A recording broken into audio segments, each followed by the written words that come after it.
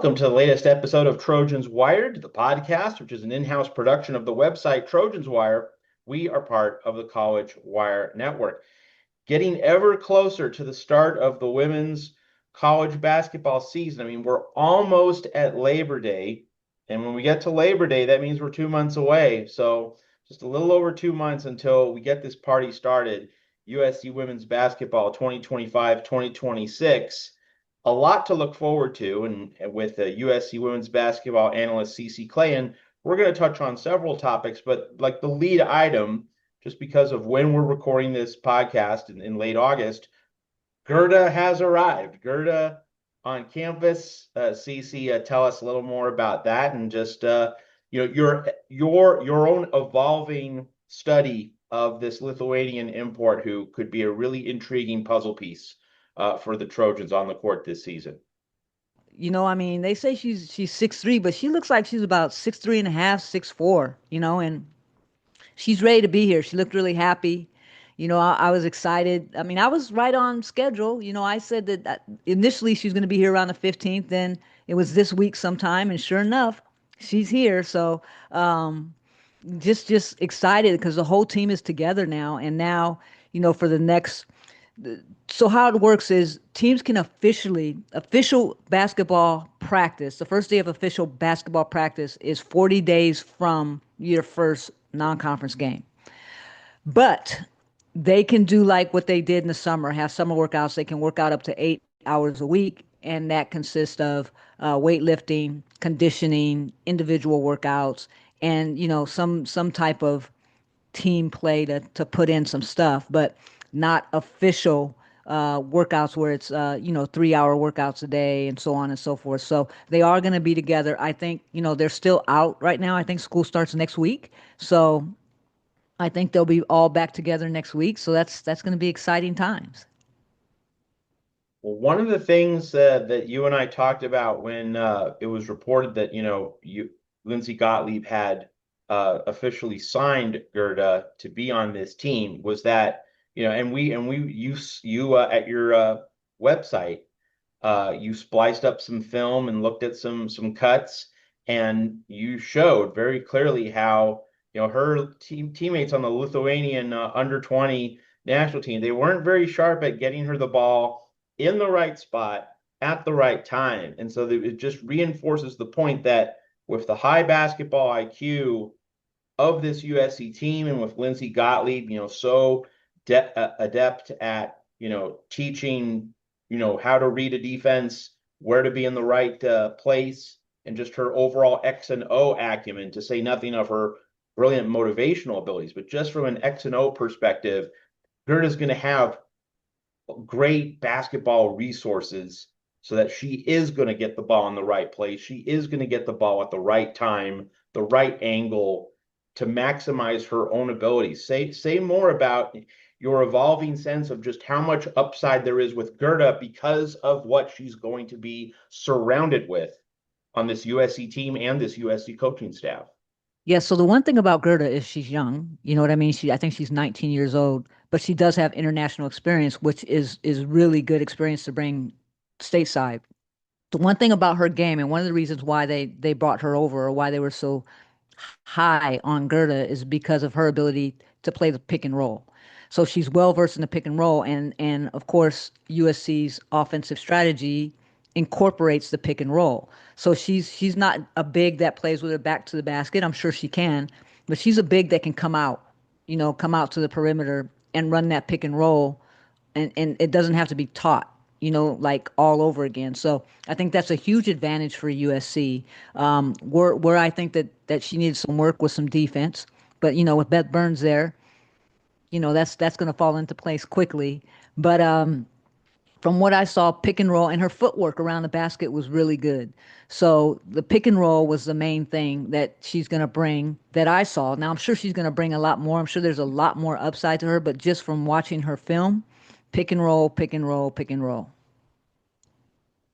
And this would seem to invite the possibility of really a different looking USC offense, not so much in terms of the core principles that Lindsay Gottlieb always brings to the table and what she wants to see from her players, but in terms of pick and roll offense, we wouldn't see this with like Avery Howell. We wouldn't see this with a lot with Kaylee Heckle or TVO. Like the personnel grouping is going to be different. It's going to lend itself to doing different kinds of things in this half court offense this season. Yeah, I don't think you're going to see much of a half court offense this season. If you haven't gotten a chance to watch the Nikki Blue podcast, we talked about that a lot, and we talked about the core four. Which was London Jones, Jazzy Davidson, Kennedy Smith, and Kara Dunn, and how explosive that guard core is going to be. I think you're going to see a lot of transition, fast break. I think you're going to see a lot of picks cutting through the lane and so on and so forth. You might see just a lot of a different movement, a lot of different motion this year compared to last year because this year it's not the offense isn't geared to run through one dominant player, and that player reads and reacts to the defense and then makes plays where she sees fit amongst her teammates. I think this year, depending on how Jazzy fits into this team, we have so many strong guards that you're just going to see a more balanced scoring team this year, and it's going to be a lot of a guard heavy rotation. I'll have more to ask you about USC's guards in a bit, but let's stick with Gerda for one more item, and that is, compare where and how Kiki Iriafen caught the ball, where she was catching, how she was trying to attack the defense with what you're expecting from how Gerda is going to be attacking defenses, where she's going to be getting the ball, how she's going to be, looking at the defensive layout, making reads, how similar, how different is this going to be from what we saw with the ways in which USC routed the ball through Kiki last season? Yeah, so I think it's going to be much different. I don't think, I honestly, I don't know, but I don't think it's going to be an inside out offense. I just don't because Kiki and Gerda are two different players. I mean, Kiki can be very dominant when she wants to be, as you see she is now in the W. Gerda is just a freshman, so she's still developing. And I don't think they're going to put pressure on her to have to score. And I haven't seen that much of her yet to understand, where she's going to fit in the USC offense. But I do know, playing against other teams in the Big Ten where there are formidable bigs, that's where, the key is going to be in helping to stop those bigs from scoring. All right, let's now shift to the guards, but my transition question, CC, is gonna still involve Gerda to a little bit of an extent.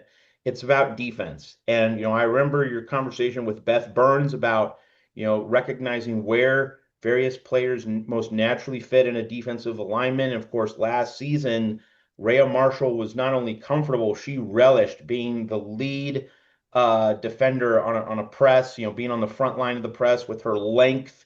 It was hard for defenses to throw over the top. That would really slow down a team trying to get the ball up the court. By the time they finally got set, there might be under 15 seconds on the shot clock. So it really took away opponents' abilities to attack USC just because Rhea was that much of a disruptor up front. With USC's elite defensive guards, are we more likely to see Gerda being that back line, with her size? Like we haven't seen her, range around the whole court the way Rhea could. Do you feel pretty confident saying Gerda's just going to be kind of that traditional free safety or guarding the rim at the back of a press, or do you think it's still pretty open ended in terms of the best defensive five that USC is going to put on the floor? Is it going to be four guards and a big? Is it going to be three guards and a four and a five? Walk us through what you expect in terms of some of the combinations or alignments that you're expecting from USC. I I I expect a four guard offense with one big, and that one big is going to be either Yakia or Gerda starting. I think there's going to be a battle there on who starts. Now, Yakia gives us a lot more size, and she's 6'5", she's long and she's lanky, and she guards the rim. Her shot is a lot smoother than Reyes was. Like she's not afraid to shoot the ball if she's open. You know, she has a nice little jump shot. She doesn't have to set and then shoot. She can go right into her jump shot from what I've seen. So, you know, if she gets better defensively, who knows? I mean, she's long and lanky and she's fast too, so she might be at the front. But right now, I don't see anybody at the front but Kennedy, you know? Talking about the USC guards strictly on offense, when you have a four guard set on offense, walk us through in terms of some of the nuances in terms of like, is it usually the case that two guards on one side of the court are kind of working together and two in the other, or is it really four as one in terms of like the motion, the spacing, the actions? How do you expect these four guards to work together to all, create opportunities for each other? Obviously, Jazzy Davidson, one would think, is going to have the ball a little bit more than others, but how does the motion and the group action unfold when you have a four guard offense? I think that, you know, with this offense, it's gonna be a lot of spacing involved. And when I say four guard, yeah, there's four guards, but it's going to be more positionless ball. You know, this is another thing that Nikki and I talked about do teams really need a point guard in today's way that they play ball. In the W, you see less of that. So where's the traditional point guard fit in? I think with the height and the size that USC has, any one of those guards can handle the ball. Any one of them can take the ball to the rim. If you know, London can shoot that catch and shoot three, but if she's shooting the catch and shoot three and the guards or who's ever defended her runs out on her really fast, she's going to go right around them. So, like I said, there's aspects of London's game that people haven't seen yet because when she was at UCLA, she was only utilized one way. So I think they're going to be playing off of each other. Like I said, there's going to be a lot of motion cutting through the paint, setting back picks, pick and rolls up the top. You know, it depends who's on the court. You know, I haven't seen the off. Well, I can't say what the offense is going to be like because I only saw a little bit of practice, but I can tell you that they are going to be running. If you thought that USC was fast last year, they're going to be running this year. You know, and they got the guard play to do it. You know, you talk about those four guards, big guards, except for London. And then you have Malia and Ryan Forstier, two other guards that are going to come off the bench. Ryan Forstier is probably going to be the best 3-point shooter as far as catching threes concerned. This is a guard heavy team. So I expect it to be a high scoring guard, guard core scoring. If that makes sense. Does that make sense? Sure, Yeah. sure. In terms of what you're saying, expect a faster pace, expect, to have four guards on the floor a lot of the time. Just listening to you talk, it seems to me, just from hearing you and your analysis, it really seems that USC's ceiling, while you could obviously refer to that in terms of which player steps up, if this player overachieves, USC could max out. But to me, it seems as though in terms of a category or facet of basketball, the key to this team reaching its ceiling is three-point shooting. Because if you're running four guards on the floor, I mean, and that doesn't inherently mean they're small, but like you're not emphasizing your bigs, you're not emphasizing post play. It would seem that if you're hitting a high percentage of 3-point shots, that's how you get the most out of offensively, out of a four guard alignment. If you were to, we talk about this during the season, what's CC's key stat for the game? What's your big statistical marker for a game? And, in terms of 3-point shooting, your marker is usually 35%. It also, Yeah. you'll mention like, under 12 33. turnovers for sure, hope ideally under 10. And we do other statistics like offensive rebounding, other things. But really, it seems as though with a four guard lineup for this particular personnel group, 3-point shooting is going to be the key. Do you fundamentally agree with that, or do you think it's going to be something else? Fundamentally, I agree, but I'm not worried about it because if you look at their 3-point shooting last year to this year, they upgraded, right? Kara Dunn shoots 35% from the field from three. London Jones shoots 35% from the field. Jazzy Davidson has a high percentage in three-point shooting as well. And then you have Ryan Forcier who's going to come out off the bench and she's going to shoot a high percentage. So they leveled up when it comes to three-point shooting, where I think the difference is going to be in the statistical things for this team is their transition points this year. How many points are they going to be able to score off transition? Whether that be off a made shot or a missed shot. I'm looking at how many transition buckets they're going to get this year. If they're going to be the fast team that they say they're going to be, and they're going to be, guard heavy that like to get out and run, I'm looking at transition points. I think that's going to be the difference maker with this team. So if transition points are the key, and you've just made a very compelling case that they will be, that seems also to tell me that, Kennedy Smith, just in my view, becomes really important because she's probably most of the time, not all the time, but most of the time, she's going to be the person who gets the rebound and makes that first outlet pass to get a transition started. Because it might be Jazzy some of the Nope. time, but Kennedy's really probably going to be asked to get that loose ball and get things started. And then you have London Jones perhaps spotting up. You have Reinforced DA spotting up for a catch and shoot opportunity. But like in order to get a transition going, it's those first two legs, right? Snap down the rebound, whip out the outlet, and then you're rolling. Then you're getting that fluid action. Any Yeah. sense of the You gotta, hierarchy or the division of labor in terms of getting getting consistency in terms of transition production? I mean, I think Gerda and Yakia are going to be key in rebounding the ball, especially Yakia when she's in the game. However, I think don't discount Kara Dunn. I mean, everybody seems to be forgetting about Kara Dunn. When she was at Georgia Tech, she averaged 6 rebounds a game. I mean, she's a guard that nobody's talking about right now. And I hope people continue not to talk about her because I think that she's going to be a really key part of the success of this team. Kara Dunn is all ACC. She drives. She knows how to make her own shots. She can pass the ball and she can rebound. She's strong.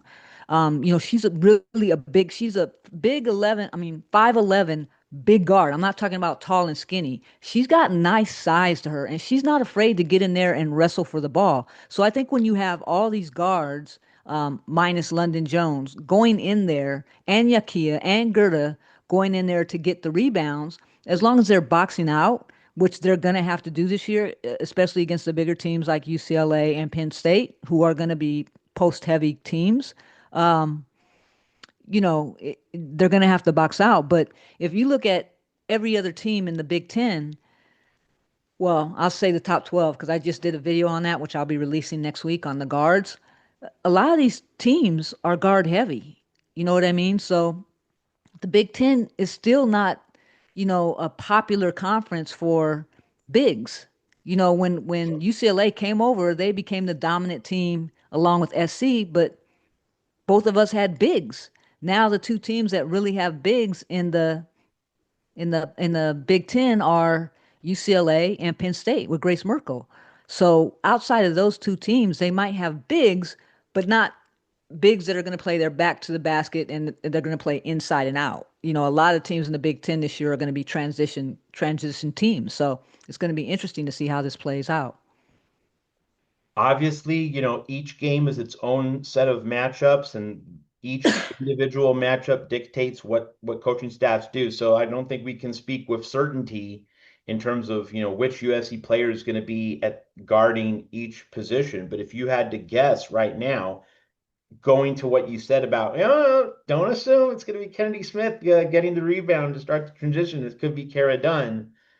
Do you think that either Kara Dunn or Kennedy Smith, that one's going to guard fours more than the other, one's going to guard threes more than the other? How do you see what's your rough draft basically in terms of matching up and having defensive assignments? Who's going to be guarding threes and fours?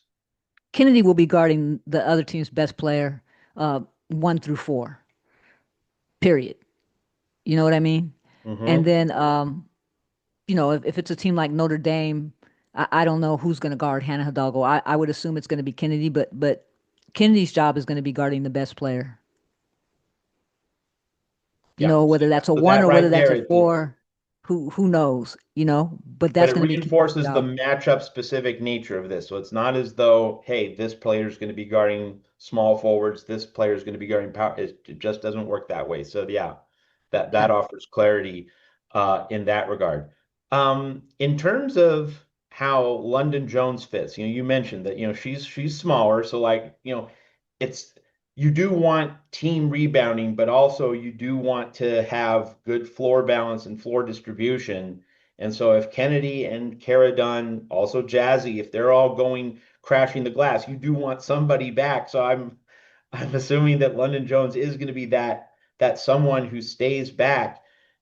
When we've discussed London Jones over the summer in previous episodes, one thing you mentioned was, she's not going to get stuck in the corner the way Corey Close had her at UCLA. She was she'd spot up in the corner, catch and shoot three. That was her role. I mean, it worked pretty well for UCLA, obviously, but it's going to be different at USC. Say more about how your evolving sense of London Jones' role and perhaps the different things that she can now do for Lindsay Gottlieb, whereas Corey Close might have kept her to a more limited role at UCLA. Remember, at UCLA, Corey runs a system, right? And that system was based on inside out, supposedly, right? They wanted to get the ball into Lauren Betts. A lot of times they didn't do that. I mean, they had many opportunities to do that and where they did not. But the main key for UCLA was to get the ball to Lauren Betts and either Lauren Betts shoot or kick out. So if Lauren Betts was going to kick out, then she wants to kick out to a spot up three, right? And that's where London Jones fit in. At USA, I mean USA. Why do I keep saying USA? USC, they run that pro style offense, right? So you know, although they're going to be cutting and driving and setting a lot more picks, it's going to enable London to do more with her game. London, you know, as small as she is, she can play. I mean, she can drive. She can drive the ball. She can shoot the ball. She can she can catch and shoot.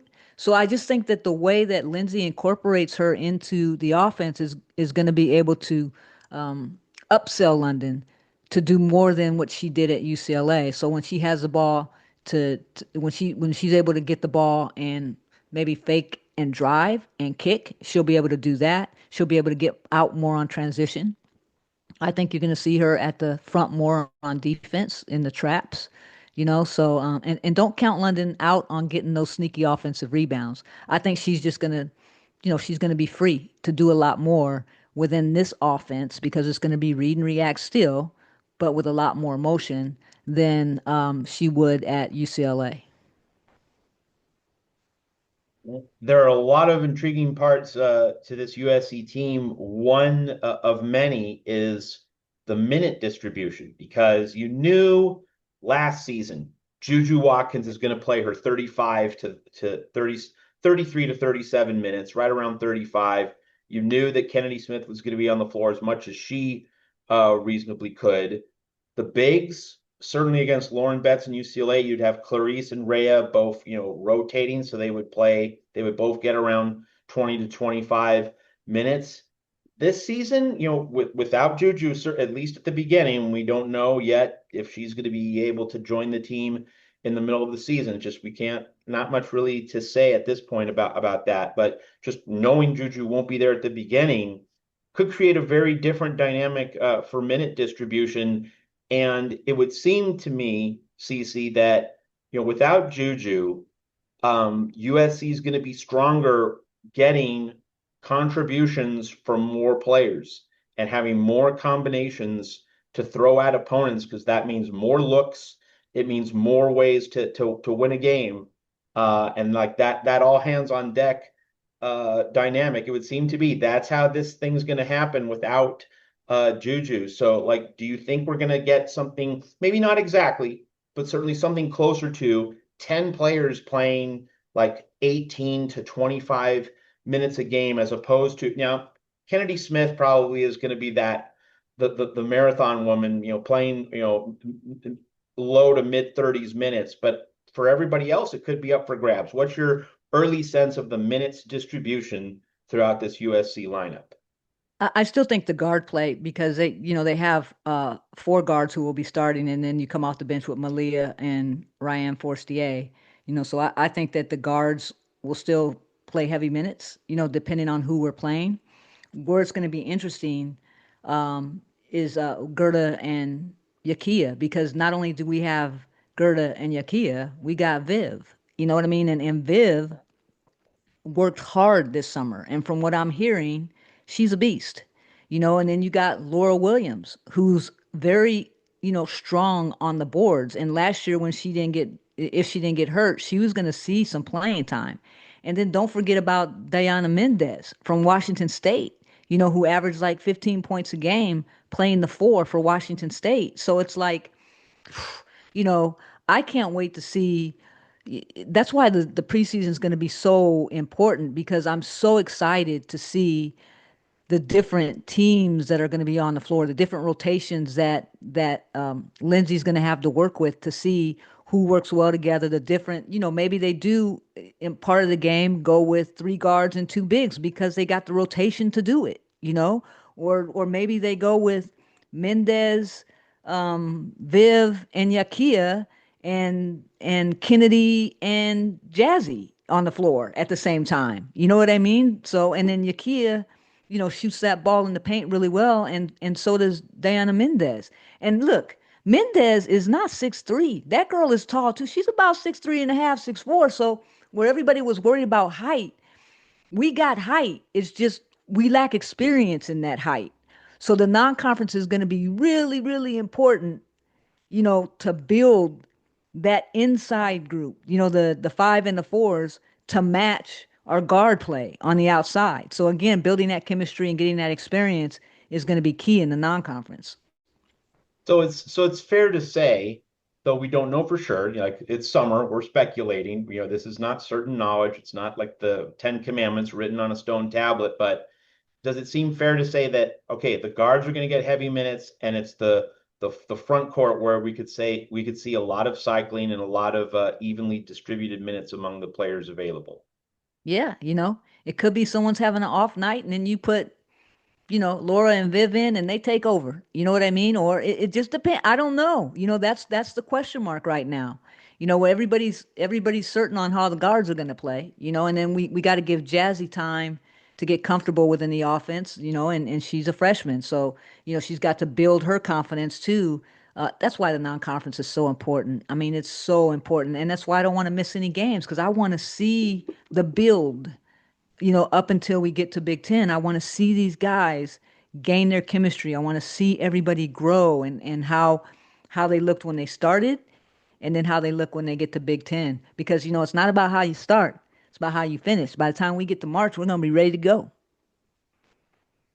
Well, so this is a podcast done in association with the website Trojan's Wire, which I edit, and I make money when USC football does well. If the football team does well, there's a few more $1,000 in my pocket, so I'm obviously hoping for that. But we've seen that this football program fall short the past few years, and the women's basketball team has been the opposite. The women's basketball team has overachieved; it's gone above and beyond.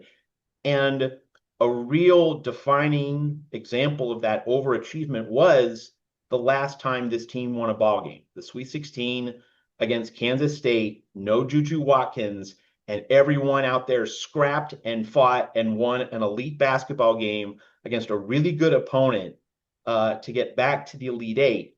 And I think for me, that, like, if I was making a sales pitch about, come to USC basketball, go to the Galen Center this season, it's that, we're not going to be a number one seed. We're not going to be a skull crusher the way we were the past few seasons, because, we don't have that aircraft carrier, JuJu Watkins, at least for the first several weeks.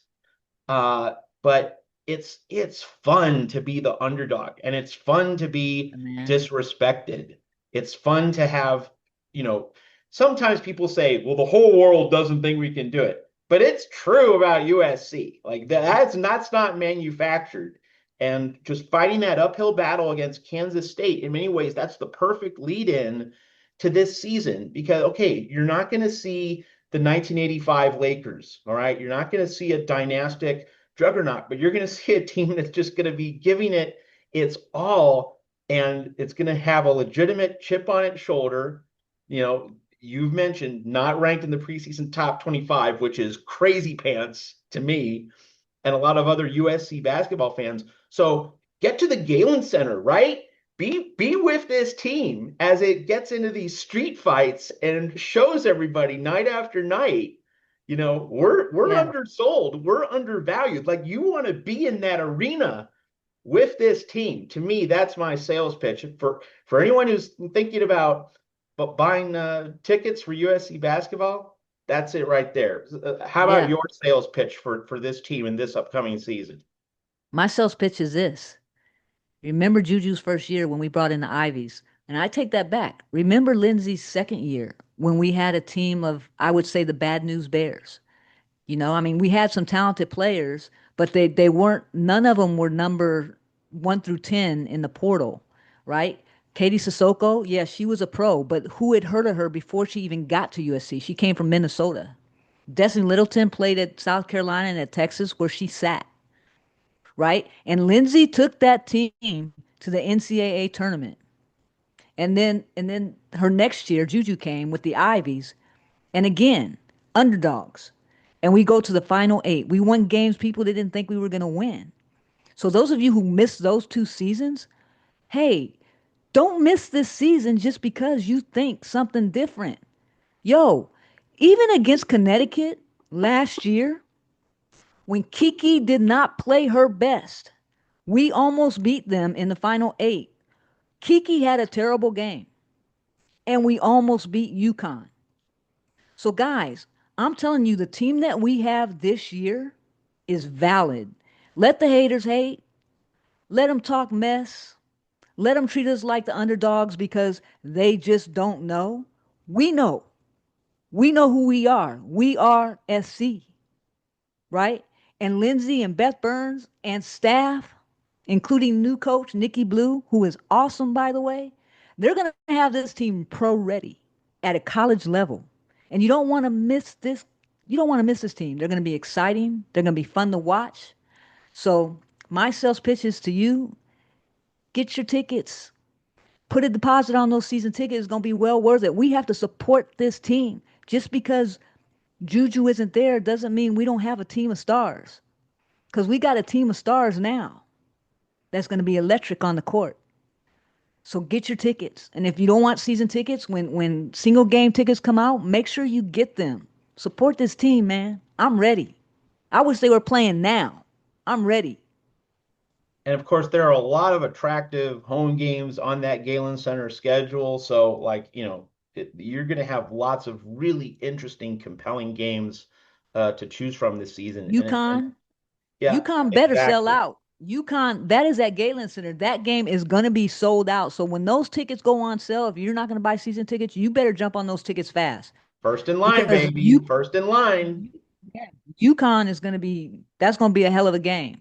And if you haven't gotten your tickets yet for crypto.com against South Carolina, I would get on that, because like I said, I'm calling that game a toss up. People are all in my DMs cussing me out, saying, how could I say it's a toss up? South Carolina is going to kick USC's butt, blah, blah, blah, blah. It's the second game of the season, or it's their game of the season. Neither team is going to be knowing each other yet. Yeah, South Carolina has a great guard crew, but so does USC. And we're both going to be ready. That game is a toss up. Don't miss it. So, if you're a USC women's basketball fan, and you think this team is being disrespected, like, you want to be there, right? You want to be urging them on. You want to be giving them as direct support as possible so that they feel your support. They feel your presence so that you are joining them as being undersold. Like, you can be part of the movement to get this team Right. to be everything it can be. Those young women, boy, how much they would love your support ringside. I mean, I know it's So, basketball, but I like that ringside yeah. label. Hey, Like, Matt. go get them. What? They Yeah. need that and they want that, and that would be really special for them One this of the, particular yeah. season. One of the things that I asked Nikki Blue on the podcast was hashtag what is this team? What would this team be called? Hashtag what? And she had to think about it for a while. Now when I did the superhero video, I called them the Grit Crew. So mine is hashtag the Grit Crew, right? Or the Grit Corps or whatever. The Grit Squad is what I said. That's my hashtag. Nikki's hashtag was hashtag we them ones. So, hey, yeah, we them ones. We the ones that y'all disrespecting right now. That's how I look at that. Y'all get your tickets. Support this team. Don't fall off. Don't say I'm gonna wait and see. Come support this team because if we keep Galen full, them girls are gonna play harder. And folks, I would also add that, in this age of the transfer portal, if there's anything about an athlete's experience, doesn't matter what sport it is, women's basketball, college football, if athletes feel supported, they love the environment, they love soaking up the atmosphere on their home court every game day. Like it doesn't guarantee they'll stay, but it certainly improves the chances that they'll stay. And just a brief detour here with Sanaya Hall coming in. USC is probably, like, if you had to say right now, who's the preseason favorite, not for this season, but for 2026, 2027, it's USC. That's not hyperbole. That's not embellishment. USC probably has everything lined up better than every other program, including UConn, including South Carolina, including UCLA for 2026, 2027. So, like, you want to be on this ride now, this season, so that like you're locked in for 2026, 2027. You don't want to wait, right? You want to be supporting this team all the way so that when USC does cut the nets down in 2027, you can say, "Hey, I was part of the whole journey. I didn't jump on at the last minute like a bandwagoner. No, I was giving this team and this program, this school, these young women, our coaching staff support the whole way. So really get on board now. You don't want to Yeah, wait. You don't want to feel like you missed out on something really special because that's what Lindsay Gottlieb has at USC, something very special with the yeah. women of Troy. And I'm gonna put right above me right now, you're gonna see the Galen Center information number. So you can call the Galen Center direct and talk to them about tickets. So check it out and give them a call. All right, Cece, anything else we didn't mention? Anything else from your notebook that you want to point out? And also, of course, what you have going on at your USC women's basketball website. Yeah, so I just put a story out on Sanaya Hall, and on my Substack, I wrote a really good story about ESPN and SEC, how they're cheating the game right now. So go check that out, and that piece means a lot to me because I really did some research on that, and I feel really really strong about what I wrote in that story. Um, Monday, I have the other Nikki, Dr. Nikki, the dean of the Gold School of Law. I've had that podcast. I just haven't released it because I've had so many other podcasts in the mix, but I'm finally going to release that podcast Monday. So you don't want to miss it because she's another one that went to UCLA and is now at USC, and she promotes the women's and the athletics department like very well. So check that one out. And then I do have a video that I've already done that's in the I just got to release it as well. It's the who I think is the top guard core in the Big Ten, and I did that based on analytics, not off of hype or not off of this player or that player. I actually put some analytics together on paper, so it's the top 12 teams in the Big Ten guard core based on analytics and stats with a weighted measure in there. So that's going to be a really interesting one once I release it. So that's what I got going on right now. Just busy. And I just have to say, as the co-host of this show, Cece's done an absolutely amazing job throughout the summer. Coaches need to begin to lock in with their teams as we get into preseason practice. Their amount of availability is going to decrease now and like, Gerda just arriving on campus, the coaches now need to get into team bonding and making sure everyone's on the same page. Like that process now really accelerates. Coaches need to kind of get in their bunker a little bit more, at least. Cece's just used her time so well over the summer, June, July, August, locking down all these interviews with great USC women's basketball assistant coaches, personalities, legends from the past, such as Cynthia Cooper. Just want to congratulate Cece on all the great interviews that she's done. And you want to go to her website to get all of these interviews. Like football season starting, and we know USC is a football school. So, like before football season really revs up, it's a great time to visit Cece's website. Cece, tell us where Right people there. can find your site and all the great things that you have going on there. Yeah, so it's www.uscwbbmedialab.com right down there as you can see it. And I have all my links to my YouTube page on that website. Once basketball season starts, it's gonna, start getting real busy there because I have links to advanced stats for the players through her hoop stats, and I'll be posting. And then on game days, ESPN link will be there. So if you can't watch it, if you're not there in the gym where you're supposed to be, or if it's an away game, you can listen to the game on ESPN. So that website is a full website for everything you need regarding USC women's basketball. My blog, I try and put something on my blog at least once or twice a week. So it's been fun. It's been a lot because, as you guys know, I still have a full-time job. So trying to balance these two um, has been a lot. But somehow, God has given me the strength to do it. So I'm doing what I love. So it's awesome. It's been awesome. And you're doing it so well. So, folks, support Cece's work. Be sure to like her USC YouTube channel, and of course to visit her website. And you just congratulations on all these interviews. So for those watching or listening, be sure to check all of them out. Like just one after another after another. Cece's been stacking great interviews, and this doesn't even count her Truth in the Trenches series with Yeah. Cameo Williams as well. So many good things. Be sure you are checking out the basketball gold mine that is CC Clay and her USC Women's Basketball Media Lab. Any final thoughts before we go? Hey, y'all, don't wait. Support this team. This team is going to look different, play different, but they're going to be good. And right now they're flying so under the radar. But with our coaching staff and the players that they have, and if you look at this team now, they all did a TikTok together as a team. This team has got chemistry already. You know what I mean? They're already building chemistry together as a team. I don't think I saw just one TikTok that they did together as a team, and that's when Ryan put the mustache and the goatee on all the players.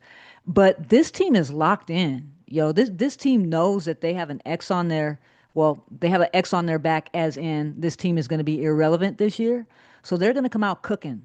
So do me a favor, support this team. It's not just about one player. It's about team love. We got to show this team love. So get your tickets. If you see me in Galen, come say hi. You know, I'm nice. I promise I'm nice. And as a matter of fact, I might be doing some live interviews during games this season. So still working that out a little bit, but we'll see what happens. So, hey, y'all. I'm excited for this year. You guys stay excited. Matt and I will be back soon. I'm sure it's football season. He's real busy, but I'll tug on him and tell him to get his butt online with me and talk if I need to. So, hey, thanks so much, Matt. Absolutely. The football universe rolls through the weekends. So, like Wednesdays, Tuesdays, those are the days when we'll record podcasts. So, yeah, we're not going to be shutting down our doors for like the next 2 months before the season starts. That is for sure. We're definitely going to continue bringing you content. That's what the middle of the week is for. So yeah, that's a good note. We're not going to stop with these podcasts, but obviously my life becomes very football dominant at this time of year. But no, we're still going to be offering you plenty of Trojans Wire women's basketball And I'll be podcasts coming here to at you, USC. yeah. And I'll be coming to you with Let's Talk USC Women's Basketball podcast too. So whether it be on my own talking about something like the guard core or something else, so you'll still see my face. And one of the best resources for USC women's basketball content and analysis anywhere on this planet, not just Southern California. So for CC Clay, this is Matt Zemek. Thanks for watching and listening to another edition of the Trojans Wire podcast. We will see you very soon. Support this team. Fight on.